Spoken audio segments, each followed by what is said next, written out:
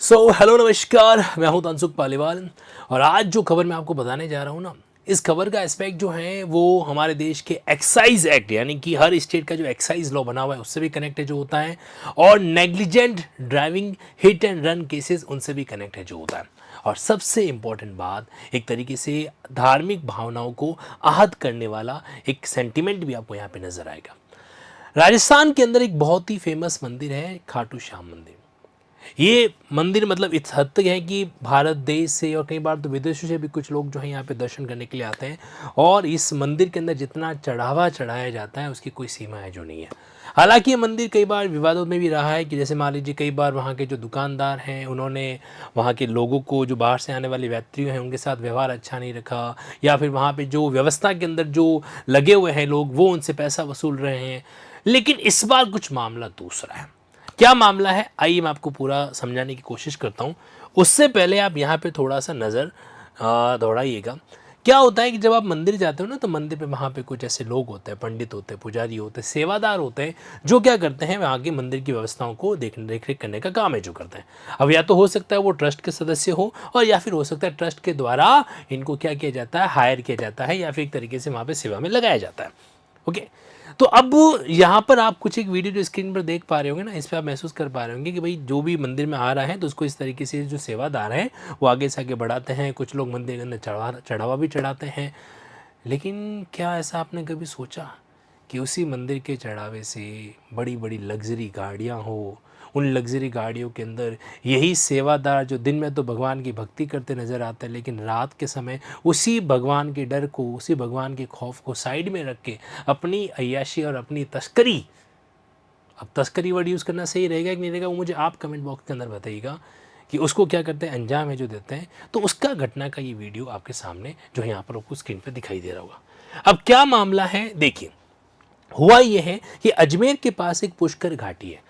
तो जहाँ पर घाटी होती है वहाँ पे मतलब एक डेंजर ऐसा माउंटेन एरिया होता है जहाँ पर आपको लिमिटेड स्पीड के साथ में ही कोई व्हीकल है जो चलाना होता है। तो सामने से 3-4 बाइक सवार है जो आ रहे थे, और इस तरफ एक फॉर्च्यूनर गाड़ी स्पीड के साथ, स्पीड कितनी, 80 to 90 किलोमीटर फुल स्पीड के साथ आ रही है। और उस फॉर्च्यूनर गाड़ी ने तीनों बाइक वालों को एक तरीके से घसीट दिया, कुछ को उड़ा दिया, है ना। और उनमें से एक की तो ऑन स्पॉट डेथ भी वगैरह है जो होगी। बाकी लोग को अजमेर के जो जवाहरलाल नेहरू हॉस्पिटल है वहाँ पे क्या कराया गया, एडमिट है जो करवाया गया।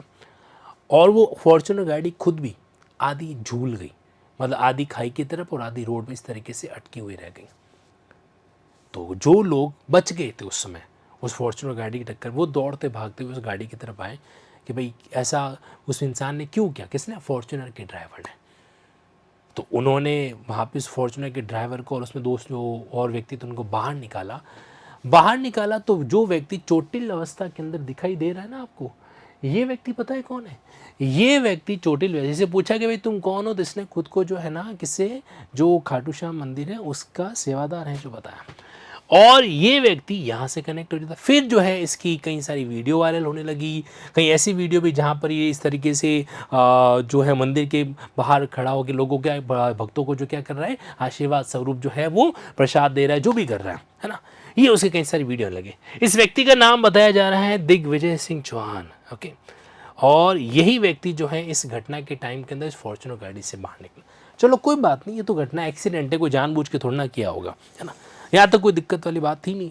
लेकिन दिक्कत की बात तब आनी हुई जब कार को खोल के देखा गया तो उसमें शराब के कैरेट पड़े थे। ड्राइवर की सीट के पास वाली सीट के अंदर शराब की खुली बोतल पड़ी थी।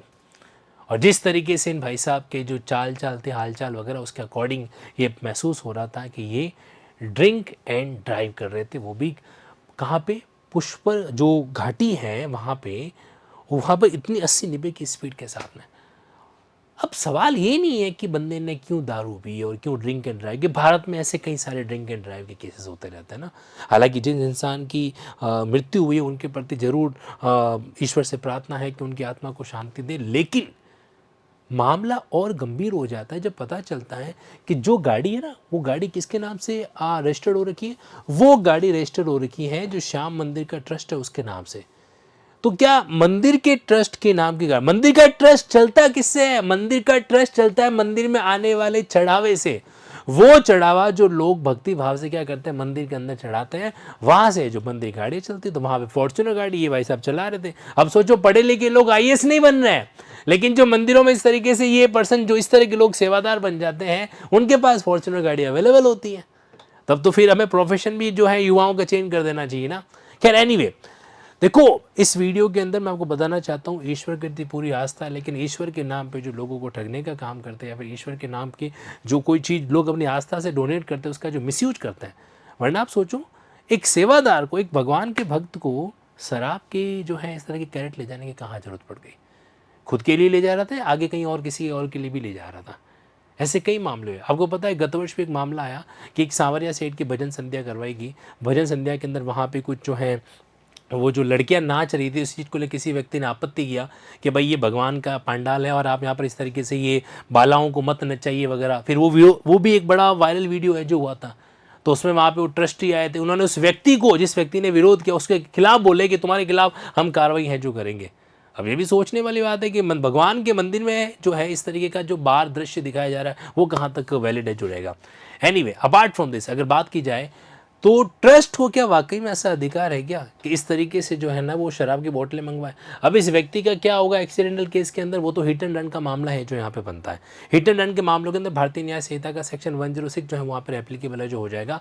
बट अपार्ट फ्रॉम दिस ये सवाल अभी भी खड़ा हो रखा है, क्या मंदिर के ट्रस्ट को इसकी इजाज़त है कि मंदिर का जो लोगों का गुड फेथ में जो पैसा दिया जाता है उसको अपनी मन मर्जी के अनुसार कहीं पर भी ऐसे इस्तेमाल कर दे, शराब खरीदने में, या फिर जो है। अब देखो ये जो चीज़ हो ना, ये अपने आप में आँख खोलने वाली, इस आई ओपनिंग इंसिडेंट, ये सोचने की बात है कि दिन के उजाले के अंदर जो लोग इस तरीके से हाथ जोड़ के खड़े रहते हैं भगवान के मंदिर के आगे, रात को जब यही लोग अपने हाथ फैलाते हैं और इस तरीके से मदिरा सेवन या शराब का पान जो करते हैं, तो क्या इनसे बड़ा कोई अपराध हो सकता है? हो सकता है कानून की परिभाषा जो है ऐसे अपराधियों के लिए छोटी पड़ जाए, लेकिन आपका क्या कहना है कमेंट बॉक्स में ज़रूर बताइएगा कि आपने भी अपने आसपास ऐसा कोई इंसिडेंट देखा है जो ये कहता हो कि भगवान के नाम पे लिया तो बहुत किया गया, लेकिन उन्हीं लोगों ने भगवान की आड़ के अंदर पुजारी होते हुए भी पाप करने जैसे काम शुरू कर दिए। तो ये एक घटना थी जिसका संबंध कानूनी परिप्रेक्ष्य में भी है। अब इसकी कंप्लीटली जांच की जा रही है और स्वाभाविक है कि जब कार का रजिस्ट्रेशन नंबर देखा गया तो फिर ये वो ट्रस्ट के नाम से निकल गई।